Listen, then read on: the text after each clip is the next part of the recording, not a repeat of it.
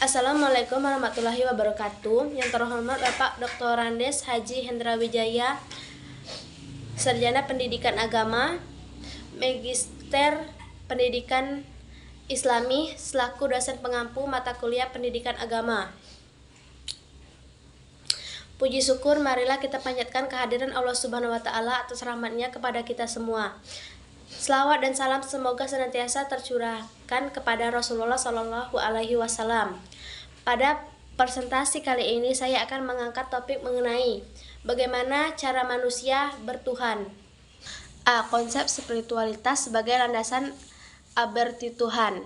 Pada dasarnya, hati manusia itu bersifat universal, dengan catatan manusia itu telah mencapai titik fitra atau good spot dan terbebas dari segala paradigma dan belenggu. Dalam keadaan seperti itu, manusia merasa ketenangan jiwa yang mendasari segala tingkah lakunya dan menggunakan suara hati sebagai penuntun hidupnya menuju sebuah kebenaran, dan semua itu bersumber dari Yang Maha Kuasa, yaitu Allah. Sebagai firman Allah Subhanahu wa Ta'ala dalam surat An-Sajdah ayat 9 yang artinya, kemudian Dia menyempurnakan dan meniupkan ke dalam roh atau ciptaannya, dan Dia menjadikan bagi kamu pendengaran, penglihatan, dan perasaan hati, tapi kamu sedikit sekali bersyukur. B. Alasan mengapa manusia memerlukan spiritualitas. Ada 5 alasan mengapa kita membutuhkan spiritualitas untuk tetap mampu mengerjakan panggilan hidup di dunia ini. 1. Karena manusia adalah makhluk ciptaan yang terbatas, yang memiliki kebebasan untuk memilih. 2. Untuk menjaga integritas diri kita di tengah realita dunia yang fana dan tak menentu. 3. Untuk mengembangkan hati nurani yang takut akan Tuhan. 4. Untuk mengendalikan dorongan ego dalam diri kita. 5. Menyadarkan bahwa panggilan hidup kita adalah anugerah pemberian dari Tuhan. C. Menggali sumber psikologi, sosiologis, filosofis, dan teologis tentang konsep ketuhanan. 1. Bagaimana Tuhan dirasakan kehadirannya dalam perspektif fisiologis. Menurut hadis Nabi, orang yang sedang jatuh cinta cenderung selalu mengingat dan menyebut orang yang dicintainya. Man annaba syai'an katsura zikruhu. Kata Nabi, orang juga bisa diperbudak oleh cinta. Man ahabba syai'an fahuwa. Kata Nabi juga, ciri dari cinta sejati ada 3, yaitu 1. Lebih suka berbicara dengan yang dicintai dibanding dengan yang lain. 2. Lebih suka berkumpul dengan yang dicintai dibanding dengan yang lain. Dan 3. Lebih suka mengikuti kemauan yang dicintainya dibanding kemauan orang lain, bahkan daripada dirinya sendiri.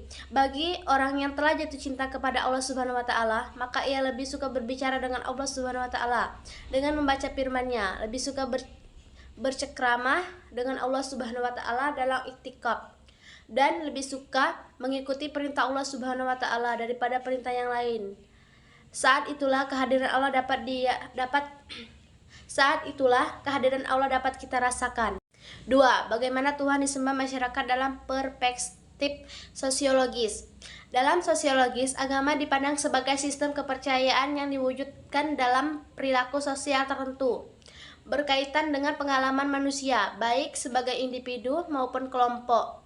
Oleh karena itu, setiap perilaku yang diperankan akan terkait dengan sistem keyakinan dari ajaran agama yang dianut.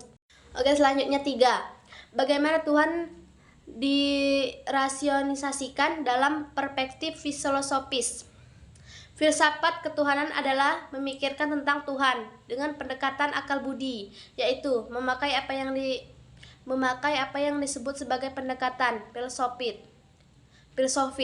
Bagi orang yang menganut agama tertentu, terutama agama Islam, Kristen, Yahudi, akan menambahkan pendekatan wahyu di dalam usaha memikirkannya.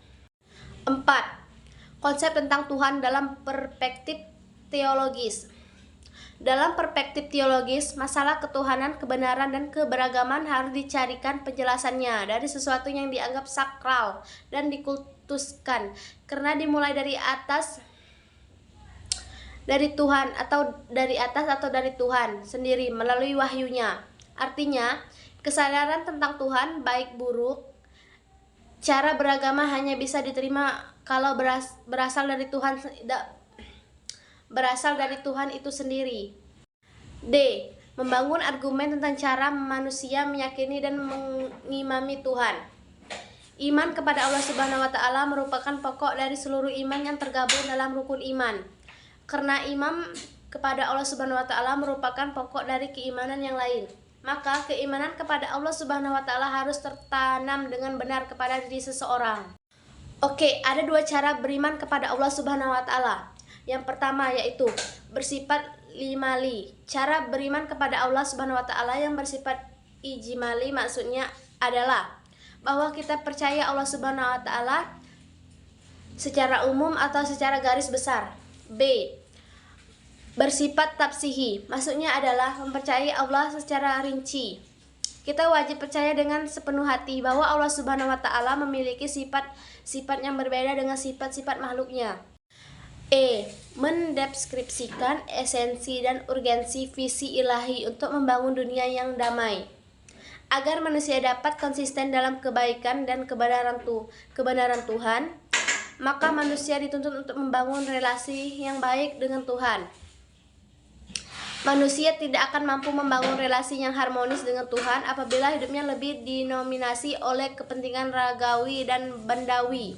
Oleh karena itu, sisi spiritualitas harus memainkan peran utama dalam kehidupan manusia, sehingga ia mampu merasakan kehadiran Tuhan dan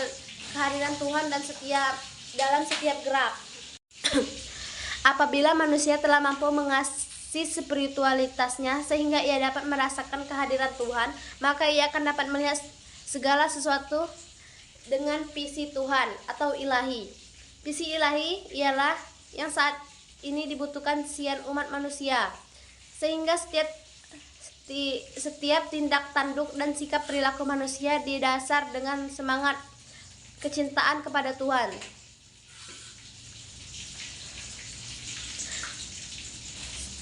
Self-intervensi, kebenaran universal dan pengabdian serta pelayanan kepada sesama ciptaan Tuhan.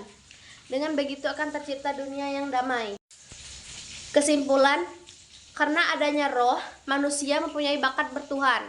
Artinya, rohlah yang membuat manusia mengenal Tuhan sebagai potensi bawaan lahir. Dan adanya roh, manusia mampu merasakan dan meyakini keberadaan Tuhan dan kehadirannya dalam setiap fenomena di alam semesta ini.